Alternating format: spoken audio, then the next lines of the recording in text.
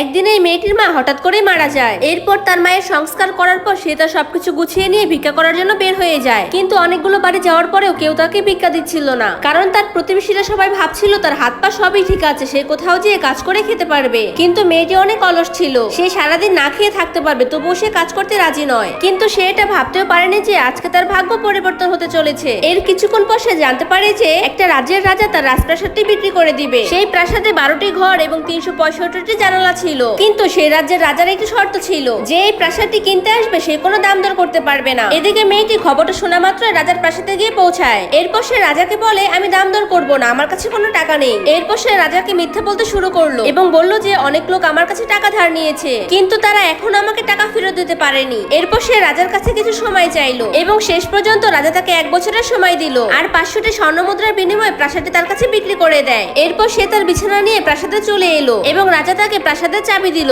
এভাবে মেয়েটি তার মায়ের মৃত্যুর 1 সপ্তাহের মধ্যে একটি বাড়ি পেয়ে গেল। এরপর সে এক এক করে সবগুলো ঘর দেখতে শুরু করলো, কিন্তু ঘুমানোর জন্য কোনো ঘরে তার পছন্দ হলো না। এরপর সে প্রাসাদের একটি হলরুমকে বেছে নিল এবং সেই ঘরে বিছানা করে শুয়ে পড়লো। কিন্তু মেয়েটি যখন ঘুমিয়ে পড়েছিল তখনই সে একটা বিড়ালের আওয়াজ শুনতে পেল। মেয়েটি উঠে সে ঘরের দরজার দিকে গেল এবং সেখানে একটা বড় কালো বিড়ালকে দেখতে পেল। এরপর সে বিড়ালটিকে তার বিছানার কাছে ঘুমাতে নিয়ে আসে এবং সে ওই বিড়ালটিকে জড়িয়ে ধরে ঘুমিয়ে যায়। এরপর সকাল হলে ঘুম ভাঙলে সে বিড়ালটিকে আর কোথাও দেখতে পায় না। তখন মেয়েটি সঙ্গে সঙ্গে তার চাবির গোছাটিকে দেখলো, কিন্তু চাবির গোছাটা সেখানেই ছিল। এরপর তাড়াতাড়ি উঠে জানালা দরজা দেখতে থাকে, কিন্তু সবকিছুই বন্ধ ছিল। তখন সে বুঝতে পারলো না যে বিড়ালটা কোথায় গেল।